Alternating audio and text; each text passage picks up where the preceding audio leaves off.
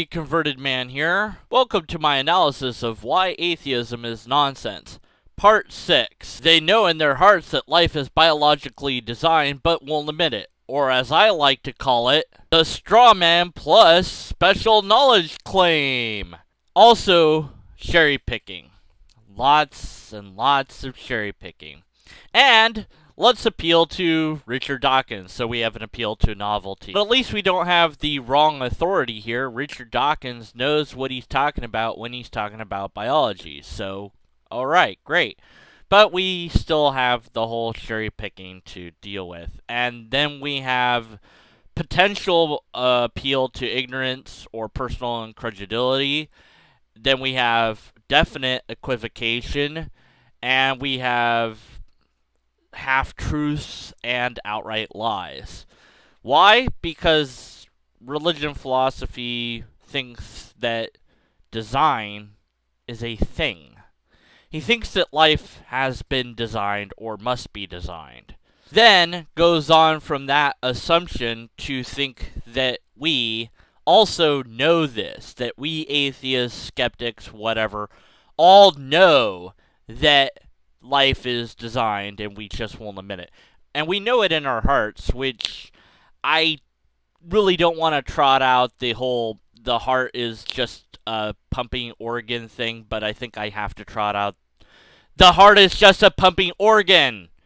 The only place you can know stuff is in your brain. Okay. Alright, so we all somehow know this, and he knows that we know that somehow. Oh, okay. We don't know that, and Dawkins is saying that it looks designed. And even religion philosophy themselves, because I don't know if it's a him or her, has cherry-picked a quote from Dawkins that says it appears designed, and even emphasize appears designed. It is not designed, it just looks designed. Intelligent design advocates cannot and have not and have never and will never put forward any predictions or any scientific papers about what this design is, what it entails, how they recognize it, what it means, etc. Never, because it's not a science. It is nothing more than a retelling of, well, God did it. And sometimes, if not a lot of the time or most often, it's also against biological evolution. Because you can't have that, after all. So, even with all the logical fallacies not present, we would still have to contend with the fact that this is bad science. In fact, it's not science at all. It's simply a retelling of what we see and pretending it's something else. Oh, no. DNA is information, and it's like computer code, and that means you need a designer. And no, you don't. And we already know that you don't, and we already know what it is and how it works. And the fact that some atheists and or scientists have suggested external origins to life.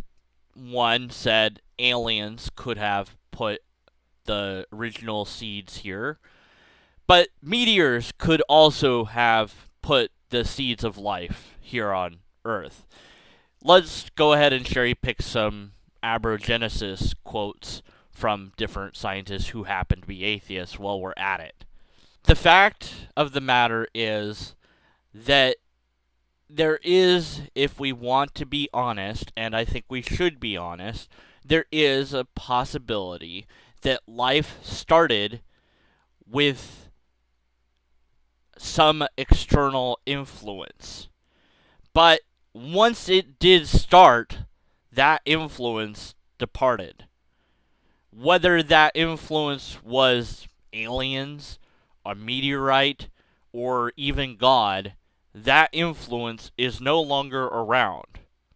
So if it was God that started the ball rolling, you still need biological evolution to take over. You still need biological evolution to get to where we are. You still need things to unravel the way they have without any guidance whatsoever. And you can't say, oh, well, but God or the aliens put that in to begin with. There's no evidence of that at all. Then there's the unanswered questions of what are we being designed for?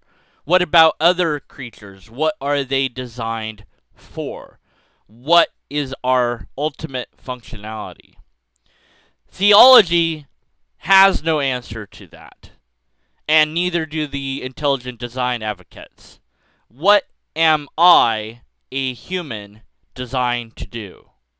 If I am designed, intelligently so, that intelligence made some intriguing errors and blunders and could have done a much better job, but okay, what am I designed for? What is my functionality supposed to be? That question has never been answered. And I doubt very much religion philosophy or anyone else that's an intelligent design advocate will answer it. Unless they do go to circular reasoning and answer some sort of answer from theology of some sort. But if we go that route, and the answer is, well, we're designed to worship God, then why would we need all this extra stuff? Wouldn't it be far better for us to just exist as a brain? We could still worship God in that state, and why even bother with physical matter at all? We could still worship God in a spiritual state. But these questions are not really answerable or excused away, because now they've got you where they want you. They've got you off of logic into the bizarro world that they live in. It's intriguing to me that the theistic community, at least this type of theistic community, because I have encountered theists that don't do this, so it's not all of the theists, but it is theists that advocate intelligent design and things like this, will take when a scientist or an atheist says we could be wrong, and they'll take that as if it is a victory for their side. They'll say, aha, see, you could be wrong, ha ha ha ha ha. We never say we could be wrong. We are always right. So that makes us right, because we're always right, and you admitted that you could be wrong. And we'll never admit that we could be wrong, ever. How sad. As I said in my other video, as long as you have faith and I have fact, you'll always be wrong. I'll always be right. Your faith will bind you forever to what it is meant to bind you to, whereas my pursuit of fact will get me to whatever the facts are, no matter how strange they are and no matter how bizarre they might be. No matter how emotionally distressful the facts might be to me personally, I will accept them because they are the truth. That is what I desire. Let's wrap up this video with how many logical fallacies it presented us. Straw man, in that here's what your argument is, I'm going to attack your argument, even though that's not your argument. A special knowledge claim, you believe this, somehow I know that that's what you believe. A outright lie, and that we believe such a thing in our heart. You cannot believe anything in your heart. You would have to believe it in your brain. I'm going to add that. I know it's picky, but I'm going to add that because, it's just that bad. Then we have cherry picking and an appeal to novelty as we call upon Richard Dawkins to have an interview and use that interview as if it's arguing for your side. We have an appeal to ignorance and or appeal to personal incredulity.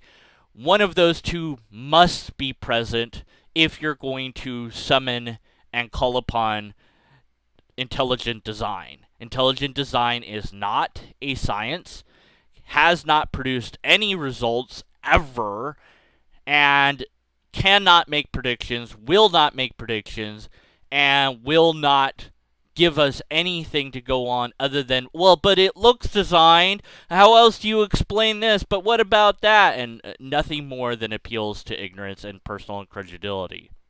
So it might be actually both of those. We have half-truths in that here's something that appears designed, so we're going to say it is designed. That's a half-truth. It appears designed. That's the truth. The lie is that, therefore, it is designed. Then we have outright lies in suggesting that it is designed. You don't know that, you cannot know that, and you have no proof for that. You also offer more cherry picking towards the end, quoting another person who I could care less about, and this is another appeal to an authority.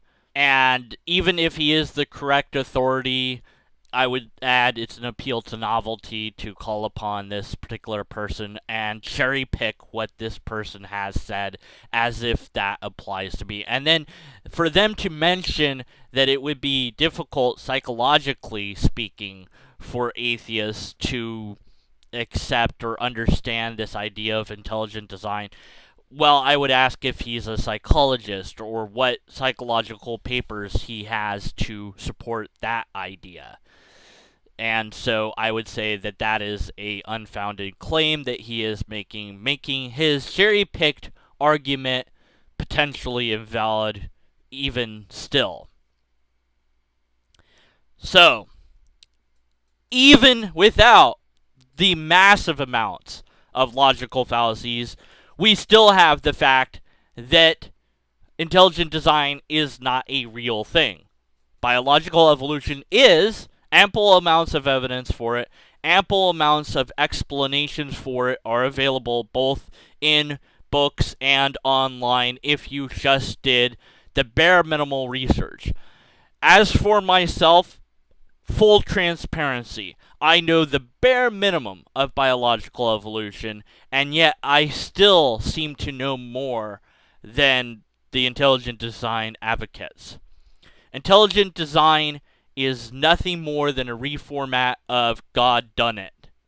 It relies upon appeals to personal incredulity / appeals to ignorance. Oh, but it looks designed, so it is. It's nothing but giving in to the pattern seeking that we humans do. It is not science. But let's just say that we were in the bizarro world and intelligent design was found to be a thing. It would not tell us who the designer was unless they left their initials in our DNA somewhere. And even then, it wouldn't tell us much. We would have to know what those initials were. Maybe it would spell out a word for us or something. It could have been aliens. What if it was aliens? Then what? Are you going to say, oh, but the aliens were designed by God? You don't know that. We don't have an example of the aliens. We don't have access to their DNA or whatever they're built from to examine. So the goalpost would have to be moved back further and further to try to get to God. And ultimately, that is what ID wants to do. They don't care about the potential that it could be aliens. They want it to be God. Period. So even if it was true, even if it was scientific, it wouldn't tell us what intelligent agent was responsible. But ID's advocates want to pretend that it would tell us that it was God, when it wouldn't. So even if true, it wouldn't make being an atheist irrational. It wouldn't make being an atheist nonsense. And it wouldn't argue the case that atheism is nonsense. However, I think with all the logical fallacies we've seen here, intelligent design certainly is nonsense. So, good job arguing against intelligent design for me. You've saved me a lot of time. Other than that, I still await your argument that atheism is nonsense. You still have not presented it. And you have still failed to give a logically coherent argument for your conclusions, which means, unless and until we have that logically coherent argument, we have to be skeptical of your conclusions.